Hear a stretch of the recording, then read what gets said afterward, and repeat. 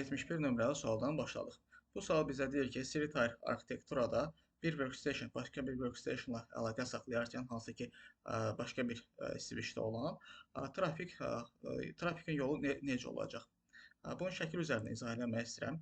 Belə bir şəklimiz var. Burada Siri-Tire arxitekturaya aid bir şəkildir. Bu nöqtələrdən yuxarıdakı korreləyir. Bu nöqtəli xəttdən və bu nöqtəli xəttin ortasındakılar bunlar distribution layer. Bu xəttdən aşağıdakılar isə access layer adlanır. Misal üçün, bu PC başqa bir switchdə olan bir PC-nə əlaqə qurarkən trafik hansı formada gedəcək, trafikin yolu necə olacaq? Access layer olacaq, sonra olacaq, misal üçün, core layer, daha doğrusu distribution layer, sonra core layer, yenidən distribution layer, access layer. Yəni ki, access layer, distribution layer, core layer, distribution layer, access layer. Trafikin pəsi bu formada olacaq. Yəni ki, burada doğru cavabımız olacaq D variantı. Access, distribution core, distribution access bu formada. Keçək növbəti sualımıza. Bu sual bizdən soruşur ki, IPv6 unicast və anycast adreslərin fərqi nələrdir? Bunu da şəkil üzərində izah eləmək istəyirəm. Bu şəkildə göstərilib anycast, multicast, bir də ki, daha doğrusu unicast, multicast, bir də ki, anycast.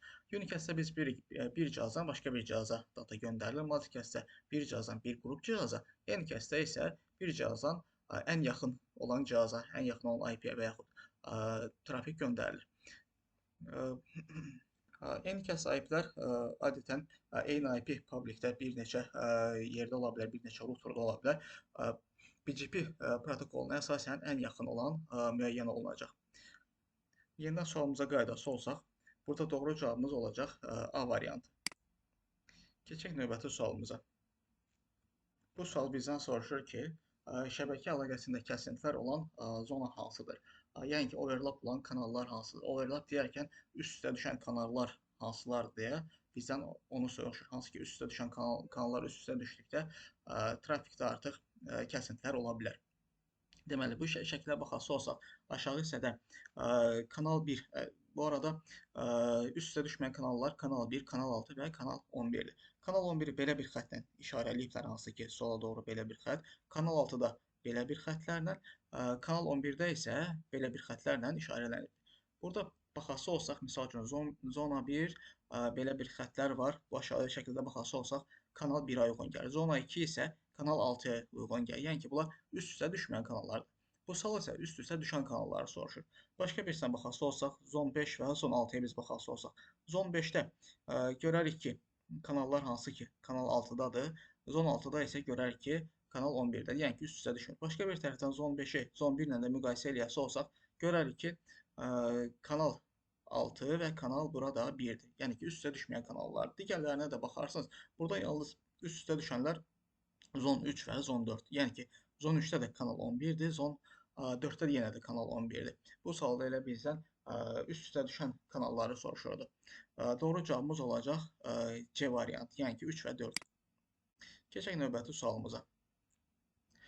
Bu sual bizdən soruşur ki, hansı WAN topologiyasında sadəlik, keyfiyyət və açıqsanlıq birlikdə təqdim olunur. İki variant var uyğun gələn, hansı ki, A və C variantı ikisi də uyğun gəlir. Daha çox uyğun gələn isə C variantıdır. C variantında point-to-point nəzərdə tutulur, hansı ki, point-to-pointdə simplicity-yə, sadəliyə əsasən point-to-pointi seçə bilərik. İmtahanda da bu sual qarşınıza çıxarsa C variantını seçərsiniz, point-to-point. Keçək növbəti sualımıza.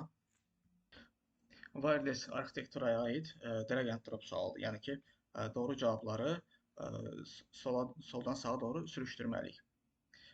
Tunel layer 2 tunelə aid cavabları bura gətirməliyik, layer 3-ə aid cavabları isə aşağı doğru gətirməliyik.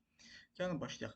It encapsulates lightweight access point traffic between the access point and the VLC, yəni ki, wireless controller in Ether type 0x B 4 dənə B hərfi. Bu uyğun gələcək layer 2 tunelə.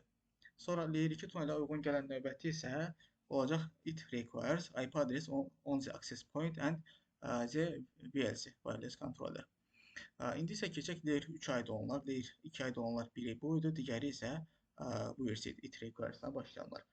Layer 3 aid olanlar isə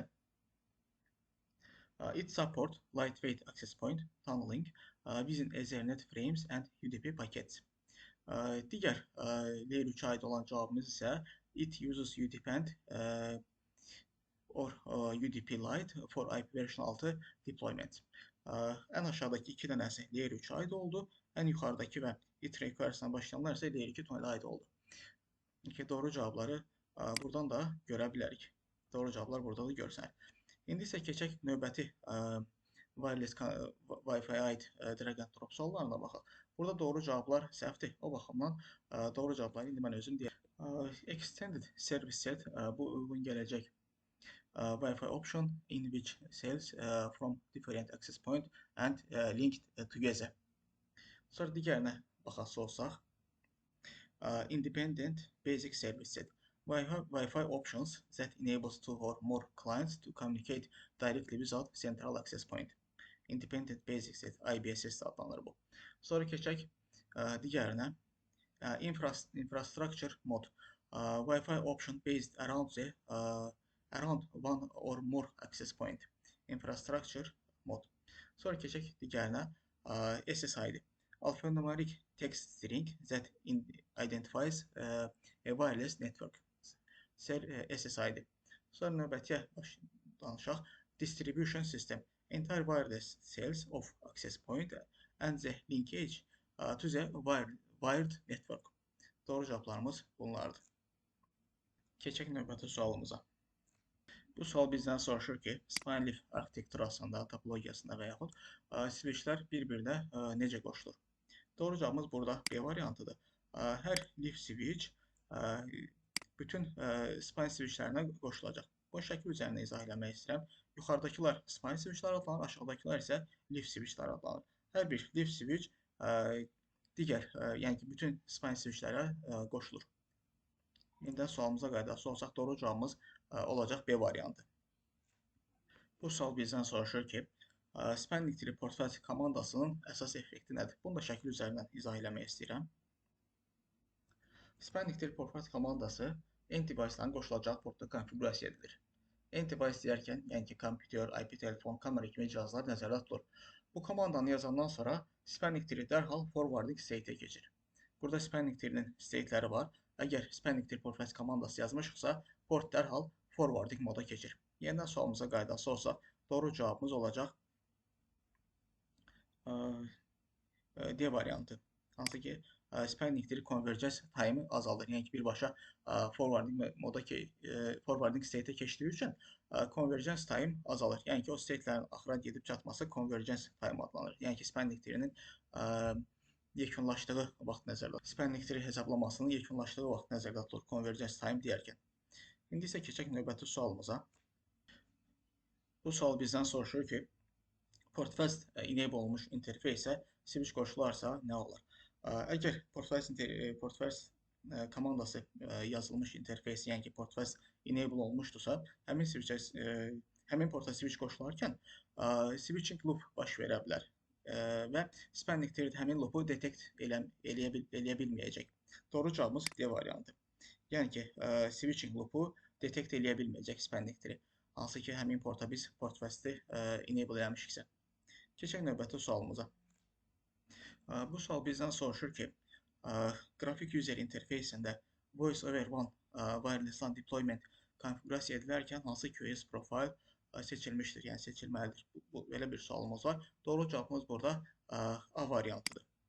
Bunu discussion'da göstərmək istəyirəmsə, burada da qeyd olunub ki, hansı wireless quality of service listi hansı trafik üçün nəyin seçilməli olduğunu bizə burada göstərilir. Bizim sualımız da voice ilə bağlıdır. Ona görə doğru cavabımız platinum olacaq. Videonu artıq burada sonlandırım.